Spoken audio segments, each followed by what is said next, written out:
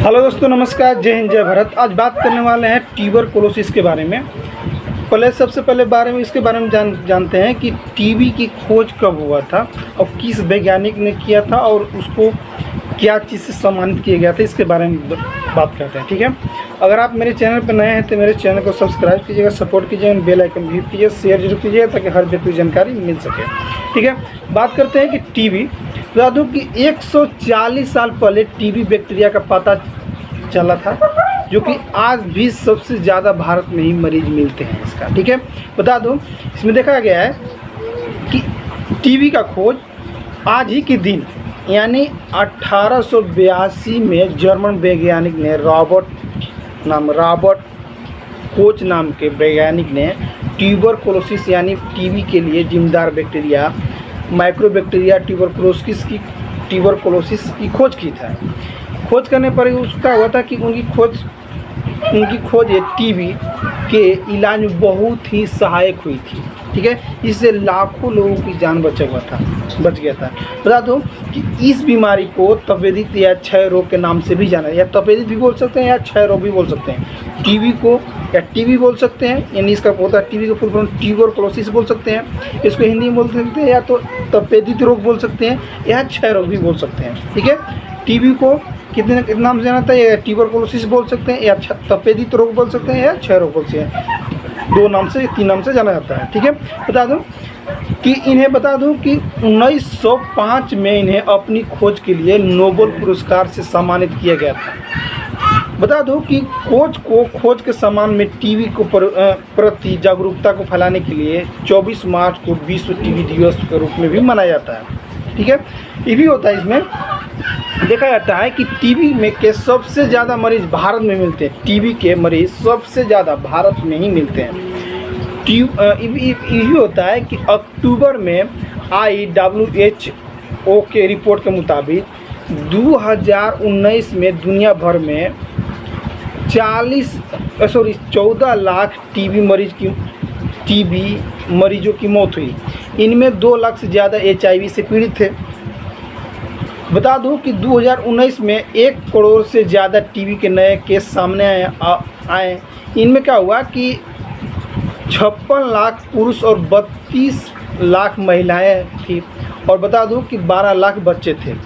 बता दूं इसमें क्या हुआ था कि 87% मामले केवल 30 देशों में थे। उनमें भी 2/3 मामले सिर्फ 8 देशों में थे, जैसे भारत, इंडोनेशिया, चीन, फिलिस्पीन, पाकिस्तान, नाइजीरिया, बांग्लादेश और दक्षिण अफ्रीका। ठीक है, ये सब टीबी के मामले में देखा गया था। ठीक है, यहाँ पे ज़्यादातर आपको टीबी के पेशेंट मिला था। लेकिन बता दूँ क्या हुआ था कि राहत की बात यह थी कि टीबी का इलाज संभव था, जैसे टीबी के पेशेंट मिला। ठीक है, तो इसका राहत की बात ये थी कि टीबी का इलाज संभव था। ठीक है, इसमें क्या होता था कि इसके साथ ही हर साल सामने आने वाले टीबी के मामले में लगातार कम हो रहे थे मरीज। ठीक है, इसके बाद क्या हुआ कि पिछले 5 साल में बीते साल के मुकाबले 2% कम केस सामने आए। 2015 से 2019 के दौरान सालाना आने वाले केस की संख्या में से 9% गिरावट हुई। बता दूं कि 2000 से 2019 के दौरान इलाज के जरिए दुनिया भर में 6 करोड़ से ज़्यादा टीबी के मरीजों की जान भी बचाई गई। यूएन का कहना है, यानी यूएन क्या होता है कि संयुक्त राष्ट्र। ठीक है, यूएन का कहना है कि 2030 तक दुनिया से टीबी को ख़त्म करने का लक्ष्य रखे हैं। ठीक है, मतलब दुनिया से टीबी खत्म कर देना है। ठीक है, 2030 तक। ठीक है, बता दूं कि इसमें क्या होता है कि आमतौर पर टीबी के मरीज को बलगम खून के साथ खांसी आती है, मरीज को चेस्ट पेन होता है, तो खांसेगा तो चेस्ट पेन होगा। ठीक है, कमजोरी, वेट लॉस, यही होता है कि वेट लॉस में क्या होता है कि आपको अचानक से धीरे धीरे वजन भी कम होने लगता है, भूख कम लगेगा। ठीक है, भूख इसमें आता है लेकिन भूख बहुत ज़्यादा मात्रा में बहुत कम लगता है। ठीक है, इसमें क्या होता है कि इसका संक्रमण खांसी, छींक या अन्य तरह के संपर्क में हवा से फैलता है। ये बता दूं कि ट्यूबरकुलोसिस जो टीबी होता है, जिसको बोलते हैं तपेदिक या क्षय रोग, ये एक दूसरे से फैलने वाला बीमारी है। ठीक है, एक दूसरे से फैलने वाली से किसी व्यक्ति को टीबी हुआ है तो उसके सामने आप बैठ के बात करते हैं तो उसका लार्वा से या थूक से या उसके हवा पड़ गया स्पूट, तो बता दूं कि आपको भी टीबी हो सकता है। इससे आपको व्यक्ति के अगला व्यक्ति की टीबी हुआ है तो उसके साथ आप किसी चीज़ का साझा करते हैं तो आपको भी टीबी होने के चांसेस हो जाते हैं। ठीक है, मैं बताया था कि इससे कि छींक या खांसी या अन्य तरह से संपर्क से हवा में फैलता है। इसमें क्या होता है कि इस बीमारी में आमतौर पर फेफड़े के संक्रमण होता है, लेकिन कई दूसरी तरह टीबी शरीर के अन्य भागों को भी प्रभावित करती है। फेफड़े से हवा में फैलता है। इसमें क्या होता है कि इस बीमारी में आमतौर पर साथ साथ और भी अंग को भी प्रभावित कर सकती है।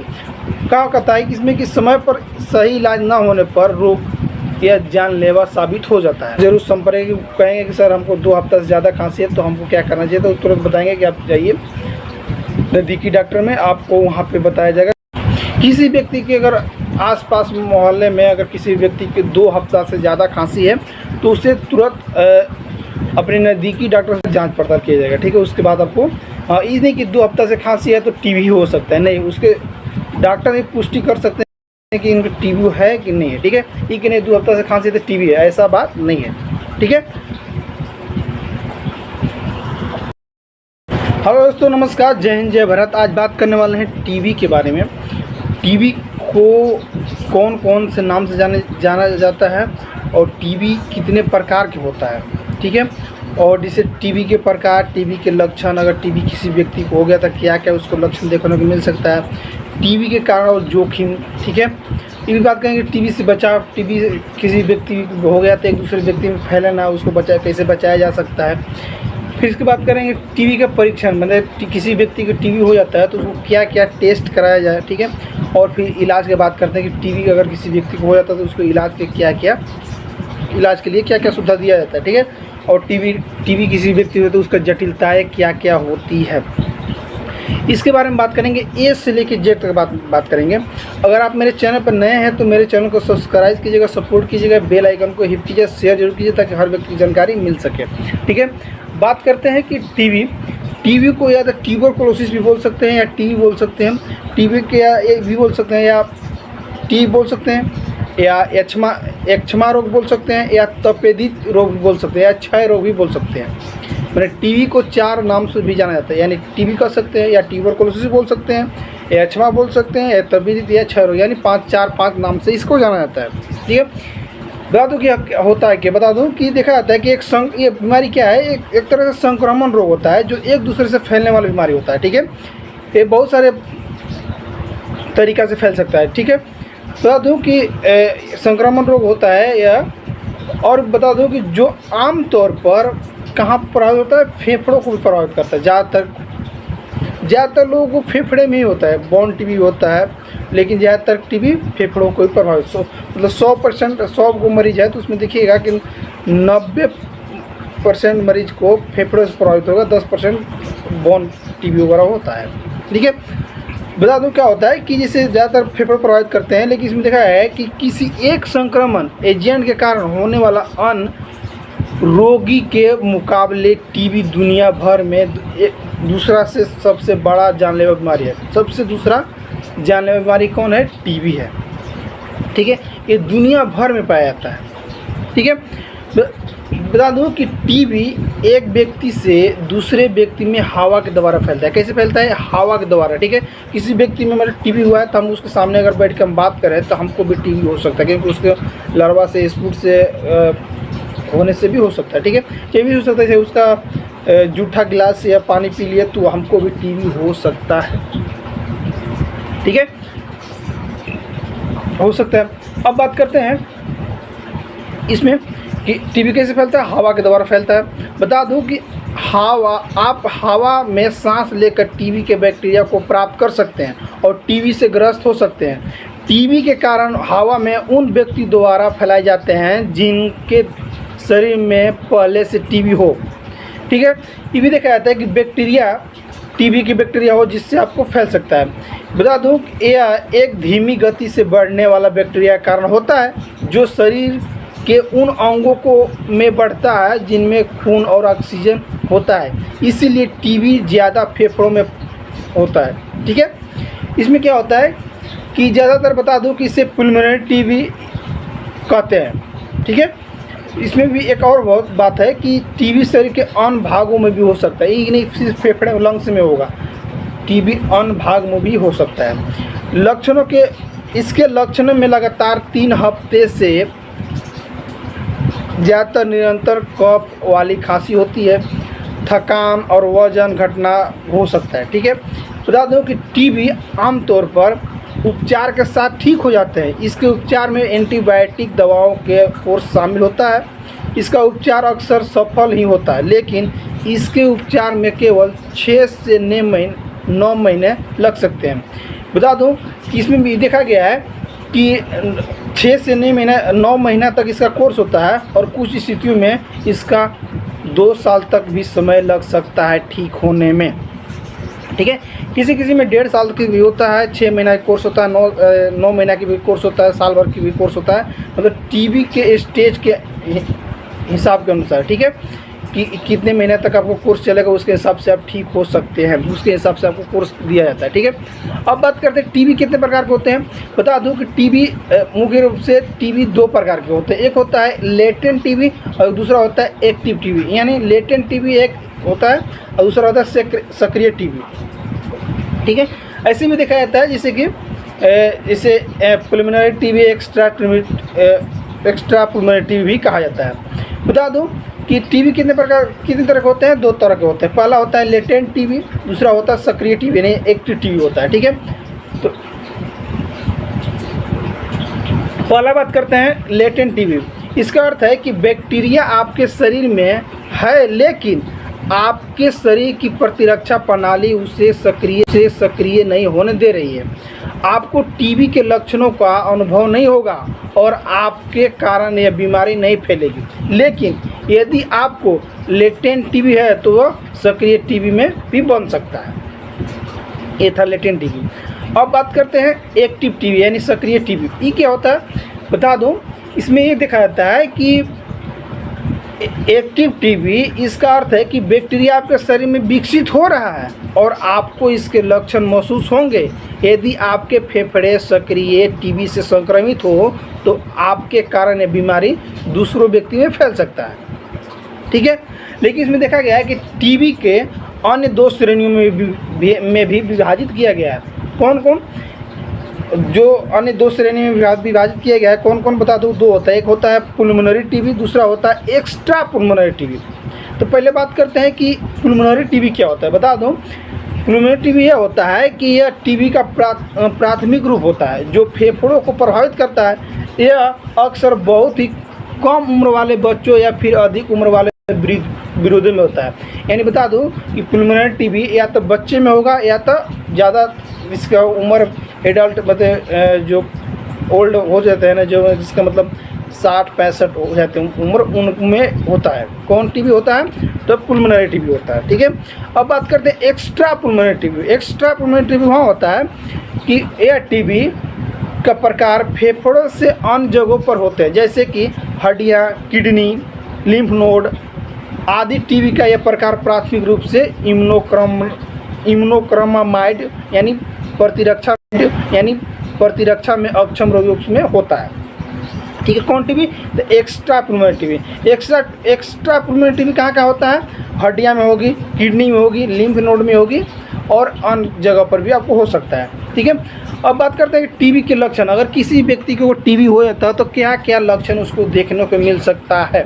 बता दूं कि इसमें सब में अलग अलग होता है। जैसे कि लेटेंट टीबी हो गया तो उसका अलग होगा, बता दूं, और एक्टिव मैंने टीबी होगा तो उसका अलग देखने को मिलेगा इसमें, ठीक है। लेकिन इसमें ये भी देखा गया है कि जैसे कि किसी व्यक्ति में टीबी होता है तो टीबी से शरीर का जो हिस्सा प्रभावित होता है उसके आधार पर टीबी के लक्षण विकसित होते हैं।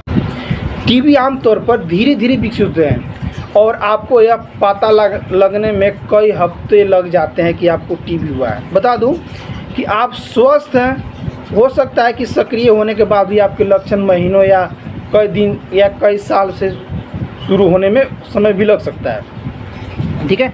इसके साथ क्या होता है कि एक सक्रिय व्यक्ति लंबे समय तक संक्रमण रह सकता है जब तक उसके थूक में टीबी जीव सक्ष मौजूद रहते हैं। इसके बाद क्या होता है कि और तब तक सक्रिय रहता है जब तक उसका कई हफ्तों से उपचार न किया जाए। हालांकि कुछ लोगों में सक्रिय हो जाते हैं लेकिन संक्रमण को दबा लेते हैं, जिससे कई सालों बाद उनमें लक्षण दिखाई देने लगते हैं। ऐसे लोग में कई बार लक्षण पैदा नहीं होता है और न ही संक्रमण होते हैं। ठीक है, अब बात करते हैं इसमें कि जिन लोगों में लेटेंट टीबी होता है उनमें टीबी के कई लक्षण महसूस नहीं होते हैं। लेटेंट टीबी किसी व्यक्ति में हो गया तो उसमें लक्षण महसूस नहीं हो। क्या होता है इसमें कि लेटेंट टीबी, सक्रिय टीबी यानी लेटेंट टीबी यानी एक्टिव टीबी, दोनों में विकसित होने से पहले कई सालों तक निष्क्रिय रहते हैं। ठीक है, इसके साथ क्या होता है, इसमें देखा गया है कि सक्रिय टीबी से पीड़ित मरीज का श्वसन प्रणाली संबंधित कई लक्षण महसूस हो सकते हैं, जैसे खांसी के साथ खून आना या बलगम आना। उन्हें 3 हफ्ते से अधिक समय तक खांसी हो सकती है और खांसने और सांस लेते समय दर्द भी महसूस हो सकता है। इसके अलावा बहुत सारे लक्षण क्या क्या आपको देखने को मिलेगा, बता दूँ, जैसे कि आपको खांसी के साथ साथ बलगम या खून भी आएगा, अस्पष्टीकृत थकान या बुखार, रात में पसीना आना ये भी हो सकता है, छाती में दर्द, सांस लेने के दौरान आपको छाती में दर्द या पेन महसूस होगा। ठीक है, ये भी होगा, सांस फूलना, भूख न लगना। ठीक है, ये भी होगा। इसके साथ साथ क्या होता है कि वज़न कम होना। क्या होगा कि इसे वज़न कम होना, जैसे दिन प्रतिदिन वज़न आपका धीरे धीरे कम होगा, मांसपेशियों में क्षति। ठीक है, ऐसा हो सकता है आपको। और बता दूं क्या होता है इसके अलावा भी, इसे टीबी के आमतौर पर फेफड़ों को प्रभावित करता है, लेकिन ये अन्य अंगों जैसे गुर्दे, रीढ़ और मस्तिष्क को भी प्रभावित करता है। ठीक है, और मस्तिष्क में भी टीबी होता है, रीढ़ में भी टीबी होता है, और गुर्दे में भी टीबी होता है, बोन में भी टीबी होता है। ठीक है, बता दूं कि इसे फेफड़े के अलावा अन्य अंगों में भी प्रभावित करने वाली टीबी, जैसे कि कुछ कम ही मामलों में टीबी फेफड़े के बाहर के क्षेत्रों में विकसित हो सकता है, जैसे कि छोटी ग्रंथियां जो प्रतिरक्षा प्रणाली का हिस्सा होती है, जैसे लिम्फ नोड, हड्डियां, जोड़ों या पाचन तंत्र या मूत्राशय, प्रजनन प्रणाली और मस्तिष्क के नसों में आदि तंत्रिका तंत्र में भी हो सकते हैं आपको टीबी। ठीक है, अब बात करते हैं कि उसमें अगर हो गया तो क्या क्या लक्षण देखने को मिल सकता है। मतलब आपको बता दूं कि जैसे कि मूत्राशय, लिम्फ नोड या हड्डी या जोड़ों या पाचन तंत्र या तंत्रिका तंत्र में टीबी होता है तो क्या क्या लक्षण देखने को मिल सकता है। बता दूं कि अगर यहाँ पे टीबी होता है तो पीठ में अकड़न होगा, लंकवा ग्रसित हो सकते हैं, ग्रंथियों में सूजन हो सकता है, पेट में दर्द हो सकता है, कोई भी हो सकता है, डायरिया, दस्त भी हो सकता है आपको, प्रभावित हड्डी में दर्द है उसके कार्य में कमी हो सकता है, भ्रम के साथ साथ ये भी हो सकता है आपको साथ कि एक स्थिर सिर दर्द, मानसिक परिवर्तन या कोमा, दौरे पड़ना या फीटस भी आपको हो सकता है। ये था लक्षण। ठीक है, बता दूं कि टीबी का यह प्रकार आमतौर पर उन लोगों को ज़्यादा जिसकी प्रतिरक्षा प्रणाली कमज़ोर होती है, यानी किसी व्यक्ति की टीबी उसको होगा जिसका प्रतिरक्षा प्रणाली कमज़ोर होती है, उसको टीबी होने के चांसेस हो जाते हैं। ठीक है, अब बात करते हैं कि डॉक्टर को कब दिखाएं। अगर बता दूं कि जो मैं बताया आपको, तो उससे अगर आपको कोई भी समस्या उत्पन्न हो रही है तो आप दिखा सकते हैं। जैसे कि अगर आपके परिवार में या कोई करीबी सहयोगी सक्रिय टीबी से ग्रस्त मिला तो आपको किसी टीबी के लिए टेस्ट करवा लेना चाहिए ताकि आपको भी टीबी ना हो जाए। ठीक है, तो आप बता दूं कि संपर्क के लिए खतरनाक समय उपचार से पहले होता है। संपर्क के लिए खतरनाक समय उपचार से पहले होता है, या कि न कि उपचार के बाद। ठीक है, बता दूं कि एक बार जब दवा के साथ उपचार शुरू हो जाता है तो मरीज कुछ ही हफ्तों में गैर संक्रामक हो सकता है। ठीक है, इसमें भी देखा जाता है कि अगर ट्यूबरकुलोसिस के इलाज के लिए लिखी गई दवाओं से आपको कुछ साइड इफ़ेक्ट महसूस होते हैं, जैसे खुजली, त्वचा के रंग में बदलाव, दृष्टि में परिवर्तन, थकान या अत्यधिक थकान महसूस होना आदि आपको लक्षण दिखता है, तो ऐसी स्थिति में तुरंत अपने डॉक्टर से संपर्क करें।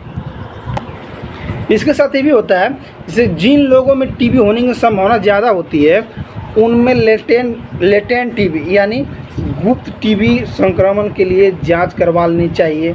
बता दूं कि जैसे निम्न लोगों में टीबी होने की संभावना अधिक हो सकती है। इससे बता दूं क्या क्या इससे जिनका जो व्यक्ति HIV से पीड़ित हो उनको में या इंट्रावेनस द्वारा ड्रग्स लेते हैं उनमें, ठीक है, जो लोग संक्रमित व्यक्ति के संपर्क में रहते हैं उनसे, ठीक है। बता दूं कि ये भी हो सकता है जैसे कि ज़्यादातर प्रभावित टीबी उनको करते हैं जिसमें HIV एड्स से ग्रस्त व्यक्ति होते हैं, उनमें टीबी होने के चांसेस हो सकते हैं। दूसरा इंट्रावेनस द्वारा ड्रग्स लेते हैं यानी इंजेक्शन लेते हैं, ड्रग्स लेते हैं जैसे नशा लगने के लिए, तो उनको भी टीबी होने के चांसेस हो सकता है। वे लोग जो संक्रमित व्यक्ति के संपर्क में, जैसे किसी व्यक्ति का टीबी हुआ तो उनके संपर्क में रहते हैं तो उनको भी टीबी हो सकता है, ठीक है। ये भी हो सकता है जो स्वास्थ्य देखभाल कार्यकर्ता जो टीबी से उचित जोखिम वाले लोगों को इलाज करते हैं, ठीक है, तो उनको भी टीबी होने के चांसेस हो सकता है आपको, ठीक है। अब बात करते हैं tuberculosis TB cause risk factor, इसके बारे में बात करें। बता दूं कि टीबी किस कारण से होता है, किसी व्यक्ति में अगर टीबी हो रहा है तो क्यों हो रहा है, उसका मुख्य रीजन क्या है, ठीक है। बता दूं कि टीबी रोग माइक्रोबैक्टीरिया ट्यूबरकुलोसिस नामक बैक्टीरिया कारण होता है। टीबी के विभिन्न प्रकार होते हैं जिनमें कुछ दवाओं के प्रतिरोध में भी होते हैं, ठीक है। इसमें देखा जाता है कि जैसे कि टीबी के बैक्टीरिया हवा के माध्यम से फैलते हैं। जब ये बैक्टीरिया हवा में उपस्थित हो जाते हैं तब कोई भी व्यक्ति सांस लेने के दौरान बैक्टीरिया को खींच सकता है जिससे वो व्यक्ति टीबी से ग्रसित हो सकता है। ये भी होता है कि टीबी के बैक्टीरिया हवा के माध्यम से फैलते हैं। जब बैक्टीरिया हवा में उपस्थित हो जाते हैं तब कोई भी व्यक्ति सांस लेने के दौरान बैक्टीरिया को खींच लेता है, ठीक है, इससे टीबी हो सकता है। बता दूं यदि आपको टीबी है तो बहुत सारे लक्षण आपको देखने के मिल सकता है। जैसे बता दूं ये जैसे कैसे फैल सकता है टीबी, इसके बारे में बात कर रहा हूँ। जैसे कि पहला कि किसी व्यक्ति छींक रहा हो या खांस रहा हो या बोल रहा हो या गाना गा रहा हो, ठीक है, तो उसके लार्वा से सलाइवा से भी उससे आपको टीबी हो सकता है, ठीक है। जैसे उनके अन्य जीवन कार्यों से भी आपको टीबी फैलने के चांस हो सकते हैं। जैसे कि जीवन शैली के अन्य समस्याएं जैसे शराब का दुरुपयोग, बेघरता आदि कारण कमज़ोर स्वास्थ्य भी खराब आहार लेना, ठीक है। छोटे बच्चे या बुजुर्ग जिनकी प्रतिरक्षा प्रणाली कमज़ोर होती है, विशेष पॉजिटिव टीबी स्किन टेस्ट वाले लोग, ठीक है, ये भी होता है। साथ साथ में भी देखा गया है कि किसी संक्रमित व्यक्ति के साथ लंबे समय तक नज़दीकी संपर्क में रहना भी हो सकता है आपको टीबी। ये भी होता है भीड़ वाली परिस्थितियों में रहना, इससे भी आपको टीबी हो सकता है। ये भी होता है जैसे HIV से ग्रसित व्यक्ति से, ठीक है, मादक पदार्थ का दुरुपयोग करने वाले लोग जो खासकर इंट्रावेनस ड्रग का इस्तेमाल करने वाले लोग, ठीक है, सिर और गर्दन के कैंसर के रोगी, वे मरीज जिनका अंग प्रत्यारोपण किया गया हो, डायबिटीज़ के मरीज। डायबिटीज़ में क्या होता है कि डायबिटीज़ में नए दृष्टिकोण या स्वस्थ आहार, नियमित व्यायाम और न्यूनतम उपचार के लिए साथ एक सकारात्मक जीवन शैली होती है, ठीक है। बता दो किडनी ये भी किया जाता है जैसे किडनी रोग मरीज के लिए, वे लोग जो इम्यूनोएस्प्रेसिव थेरेपी से गुजरे हैं, सिलिकोसिस ले चुके हैं, उससे भी हो सकता है। बता दूं कि इसमें देखा गया है कि जो दवाएं प्रतिरक्षा प्रणाली को दबा देती है वे आपको सक्रिय टीबी विकसित होने के जोखिम में भी डाल सकती है। साथ साथ में ये होता है कि विशेष रूप से उनमें अंग प्रत्यारोपण अस्वीकृति की रोकथाम करने वाली दवाएं शामिल होती है। साथ साथ में भी होता है कि अन्य दवाएं जो आप में टीबी होने के जोखिम को बढ़ाती है उनमें निम्न इलाज करने के लिए इस्तेमाल भी किया जाता है, जैसे कैंसर, रूमेटाइड अर्थराइटिस या क्रोहन रोग या सोराइसिस, ठीक है। अब बात करते हैं टीबी से बचाव। टीबी से बचाव कैसे किया जा सकता है। टीबी से बचाव के लिए आपको बहुत सारे सबसे पहले आपको हाइजीन मेंटेन करके रखना होगा, उसके बाद आप टीबी से बच सकते हैं। बता दूं नियम शर्तें बता दूं क्या क्या करना होगा आपको। जो लोग टीबी से बचना चाहते हैं वे लोग टीबी के उच्च जोखिम वाले क्षेत्र में रहते हैं या रहते थे, उनमें बचपन में टीबी के लिए टीका दिया जाता है जिसे बेसिलियस टेलमेंट गिलुरियानी इसको बोलते हैं। बेसिलियस टेलमेंट यूलेरिया यानी BCG बोला जाता है या BCG कहते हैं उसको, ठीक है। यह टीका आपको टीबी के कुछ ही उपभेद प्रकार से बचाया जाता है। यह टीका वयस्कों में ज़्यादातर प्रभावित नहीं होता है, ठीक है। अब बात करते हैं कि सक्रिय टीबी से बचने के लिए उपाय क्या करना होगा, यानी एक्टिव टीबी से बचने के लिए क्या क्या उपाय करना होगा। बता दूं कि सबसे पहले आपको क्या करना होगा कि जिस व्यक्ति को टीबी हो उसके शरीर में अधिक समय न बिताएं जब तक उस व्यक्ति का उपचार कम से कम 2 हफ्तों तक न हुआ हो, ठीक है। दूसरा रीज़न कि यदि आप किसी ऐसे जगह काम कर रहे हो जहां टीबी की अनुपस्थिति मरीज हो तो चेहरे में मास्क का उपयोग करें। तीसरा, यदि आप किसी ऐसे व्यक्ति के साथ रहते हैं जिसे टीबी हो तो उसे टीबी के उपचार के निर्देश का पालन करने के लिए कहें कि भैया आपको टीबी है, आप ये काम करो, नहीं तो दूसरे व्यक्ति के भी हो सकता है, ठीक है। ये भी होता है। चौथा, यदि आप ऐसी स्थिति के साथ रहते हैं जैसे टीबी हो तो उसे टीबी के उपचार के लिए निर्देश पालन करने के लिए कहें, ठीक है। चौथा की बात करते हैं, मास्क पहनना, मुंह ढक कर रखना और कमरे में वेंटिलेशन का इस्तेमाल करने से भी बैक्टीरिया के फैलने से रोकथाम की जा सकती है, बैक्टीरिया को रोकथाम किया जा सकता है। छठा भी देखा जाता है कि जिन लोगों को टीबी हो उन्हें भीड़ भाड़ से दूर रहना चाहिए जब तक वह संक्रमण हो, ठीक है। 7वां नंबर था कि टीबी से ग्रस्त लोगों को रेस्पिरेटर एक प्रकार का मास्क का उपयोग करना चाहिए ताकि एक दूसरे व्यक्ति में न फैले, ठीक है। 8 नंबर, जिन लोगों को टीबी हो उन्हें उपचार के 3 से 4 सप्ताह तक किसी भी व्यक्ति के संपर्क में नहीं आना चाहिए, नहीं तो ये हो सकता है एक दूसरे व्यक्ति में फैल जाए, ठीक है। 9 नंबर था, जिन लोगों को टीबी हो उन्हें उपचार के 3 से 4 हफ्ते तक किसी व्यक्ति के संपर्क में नहीं आना चाहिए, ठीक है। बता दूं कि ये भी देखा गया है कि 10वां नंबर कि जिन लोगों में टीबी का पता लगा लिया गया है उनमें निम्न सुझावों का पालन करना चाहिए। जैसे आपके लिए लिखी गई दवाओं को उसी तरीके से अनुसार लीजिए जैसे आपके डॉक्टर ने आपको बताया है और तब तक ले जब तक डॉक्टर आपको उसे बंद न करने का सलाह दे, ठीक है।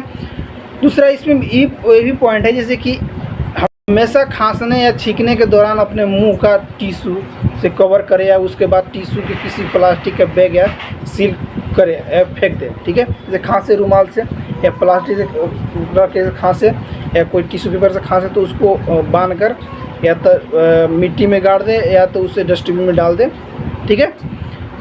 ऐसा करना होगा। खांसने या छींकने के बाद अपने हाथ को अच्छी तरह से धोएं, ठीक है। किसी व्यक्ति को मिलने न जाए और न ही किसी को मिलने के लिए बुलाएं आप अपने घर पे, ठीक है। ऑफिस या स्कूल या सार्वजनिक स्थानों की बजाय अपने घर पर ही रहने की कोशिश करें। 6वां नंबर था, ताज़ा हवा को बनाए रखने के लिए पंखे का इस्तेमाल करें, खिड़कियां खुली रखें, ठीक है। 7वां नंबर था, सार्वजनिक परिवहन का उपयोग न करें, जिसमें जैसे बस हो गया, ठीक है, उस सब के उपयोग न करें, नहीं तो हो सकता है आपके चलते एक दूसरे व्यक्ति को भी टीबी फैल सकता है। अब बात करते हैं कि टीबी का परीक्षण या डायग्नोसिस ऑफ द ट्यूबरकुलोसिस, मतलब टीबी किसी व्यक्ति में हो क्या क्या टेस्ट करवाना चाहिए, ठीक है। ठीक, इसमें करना होगा जैसे त्वचा पर किए जाने वाले टेस्ट, ठीक है। यह भी देखा जाता है कि छाती का एक्सरे करवाएं, साथ में लार का टेस्ट करवाएं, रक्त का टेस्ट कराएं, ये सब आपको टेस्ट करवाना होगा, ठीक है। पहले बात करते हैं कि जैसे कि त्वचा पर किए जाने वाले टेस्ट, ठीक है। इसमें क्या होता है कि टीबी का पता लगाने के लिए पहले क्या कहते हैं इसमें कि टीबी का परीक्षण कभी कभी सीधा होता है, लेकिन कुछ लोगों में इसका परीक्षण करना काफ़ी मुश्किल हो जाता है।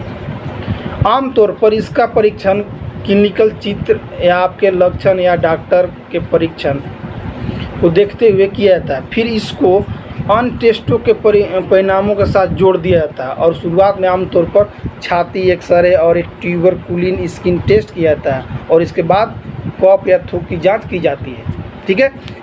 मान लीजिए कि स्किन पर मोनटोक्स इंजेक्शन लगाया जाता है, उसको लगाने के बाद अगर आप पॉजिटिव आता है तो फिर स्पष्टीकरण करने के लिए आपको थूक का टेस्ट किया था, खखार का टेस्ट किया जाएगा, फिर उसके बाद चेस्ट एक्सरे किया जाएगा, उसके बाद आपको मेडिसिन दिया जाएगा। ऐसे ही नहीं कि आपको बस ये मोन्टुक्स लगाया हो गया टीबी आपको, नहीं, ऐसा नहीं। जब तक सर्टिफाइड 2-3 बार टेस्ट नहीं किया है तब तक आपको मेडिसिन नहीं दिया जाएगा, ठीक है।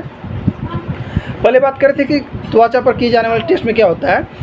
इसमें देखा गया है कि जैसे कि यह जानने के लिए आपको टीबी है या नहीं, आपको डॉक्टर त्वचा का प्यूरिफाइड प्रोटीन, जिसको बोलते हैं डेरिवेटिव, इसको बोलते हैं पीपीडी, इसको बोलते हैं प्यूरिफाइड प्रोटीन डेरिवेटेड टेस्ट करेंगे, जहां जिसको बोलते हैं पीपीडी टेस्ट का इंजेक्शन लगाया जाता था। अगर 2 से 3 दिन के बाद वहां पर कोई निशान बन जाए तो इसका मतलब है कि आपको टीबी है, ठीक है। ये भी किया जाता है। इसमें भी देखा जाता है कि यह टेस्ट आपको बताता है कि आप टीबी वायरस के संपर्क में आ चुके हैं। वे टेस्ट यह नहीं बताता है कि आपको वर्तमान में सक्रिय संक्रमण है या नहीं। हालांकि यह टेस्ट उत्तम नहीं है। कुछ लोगों को इस टेस्ट के प्रति कोई प्रतिक्रिया नहीं देते, भले ही उनको टीबी हो, जबकि कुछ लोग जिनको टीबी भी नहीं है इसके प्रतिक्रिया दे भी देते हैं, ठीक है। ये भी होता है इसमें मोन्टुक्स इंजेक्शन लगाने पर, यानी पीपीडी जो टेस्ट लगाते हैं उसके लगाने पर ये भी रिजल्ट मिलता है। जिसमें होता है उसमें नेगेटिव बताता है, इसमें नहीं होता है उसमें पॉजिटिव बताता है, ठीक है। इसीलिए डॉक्टर आपको क्या करते हैं, छाती का एक्सरे करते हैं, स्पीड टेस्ट कराते हैं, ठीक है, ठीक। इनमें ये भी होता है कि जिन लोगों को हाल में टीबी का टीका लगा उन्हें टेस्ट का रिजल्ट पॉजिटिव हो सकता है, लेकिन उनको टीबी नहीं हो सकता है, ठीक है। अब बात करते हैं छाती का एक्सरे। अगर किसी व्यक्ति में अगर हो गया तो छाती के एक्सरे करने से कैसे पता चलेगा। बता दूं क्या होता है कि यदि आपका पीपीडी टेस्ट पॉजिटिव है तो आपकी छाती का एक्सरे किया जाएगा। इस टेस्ट से पता चलेगा कि आपके फेफड़े में छोटे धब्बे या नहीं, या छोटे धब्बे तो नहीं है, या धब्बे टीबी के संक्रमण के संकेत होते हैं, और इनसे पता चलता है कि आपका शरीर टीबी के बैक्टीरिया के विरुद्ध काम करने की कोशिश कर रहा है कि नहीं, ठीक है। दूसरा का पॉइंट इसमें भी देखा जाता है कि यदि आपके छाती के एक्सरे का रिजल्ट नेगेटिव हो तो इसका मतलब है कि आपका पीपीटी टेस्ट गलत था या आपको गुप्त लेटेंट टीबी है, हो सकता है, ठीक है। साथ साथ में भी देखा जाता है कि यदि यह पॉजिटिव है तो आपको टीबी के उपचार शुरू कर देना चाहिए। अगर यह नेगेटिव है तो आपको लेटेंट टीबी के लिए उपचार करवाने की आवश्यकता हो सकती है, ताकि टीबी को सक्रिय होने से उसके बाद आपको बीमार होने से रोका जा सके। अब बात करते हैं लार्ज टेस्ट कराने पर क्या होता है। लार्ज टेस्ट कराने पर इसमें 3 पॉइंट देखा जाता है कि पहला पॉइंट में क्या होता है कि इसके साथ क्या होता है कि आपके डॉक्टर आपको थूक या बलगम टेस्ट कराने का सुझाव देते हैं। बलगम को फेफड़े के अंदर गहराई से निकाला जाता है। इस बलगम में टीबी के बैक्टीरिया की उपस्थिति की जांच की जाती है, ठीक है। दूसरा पॉइंट कि लेबोरेटरी में थूक के सैंपल की माइक्रोस्कोप द्वारा जांच की जाती है। इसमें एक विशेष डाइट जिसको स्टेन का इस्तेमाल किया जाता है, जिसकी मदद से बैक्टीरिया को देखा जाता है। इसका रिजल्ट काफ़ी जल्दी आ जाती है, आमतौर पर कुछ ही समय में आ जाता है इसका रिजल्ट, ठीक है। तीसरा पॉइंट में क्या था कि यदि आपके लार का टेस्ट पॉजिटिव हो तो इसका अर्थ है कि इसका मतलब है कि आप अन्य लोगों में भी सक्रिय फैला सकते हैं। आपको तब तक एक मास्क पहन कर रखना चाहिए जब तक आपका उपचार शुरू न हो जाता है और टीबी के लिए लार टेस्ट का रिजल्ट नेगेटिव नहीं आ जाता हो, ठीक है। तब तक आपको मास्क पहनना चाहिए। अब बात करते हैं ब्लड टेस्ट कराने के लिए क्या करना चाहिए। अगर ब्लड टेस्ट कराते हैं उसमें पॉजिटिव आता है तो क्या करना होगा, बता दूं कि इसमें 2 पॉइंट देखा गया है। पहला पॉइंट भी था कि जिससे कि खून टेस्ट यह पुष्टि करता है कि आपको लेटेंट टीबी या सक्रिय टीबी है कि नहीं, ठीक है। दूसरा का पॉइंट भी था कि यदि आपके लिए टीबी विकसित होने के जोखिम में अत्यधिक हो लेकिन स्किन टेस्ट पर प्रतिक्रिया नकारात्मक आ रही हो, या हाल में ही पाए जाने वाली उसको बोलते हैं BCG का टीका लगवाया हो, तो ऐसी स्थिति में ब्लड टेस्ट आपके लिए उपयोगी हो सकता है, ठीक है। अब बात करते हैं जैसे टीबी पर संदेह होने पर प्रभावित रूप से अन्य की जाने वाली टेस्ट की जाती है। क्या क्या इसमें देखा जाता है कि एक प्रकार का खून टेस्ट जिसे इंटरफेरल गामा टेस्ट, इसको इंटरफेरन गामा टेस्ट भी कहा जाता है। इसमें क्या होता है कि यदि टीबी के लिए किए जाने वाले टेस्टों के परिणाम अस्पष्ट हो तो यह टेस्ट उपयोगी हो सकता है। इस टेस्ट का लाभ है कि इसका रिजल्ट बीसीजी के टीके को प्रभावित नहीं करता।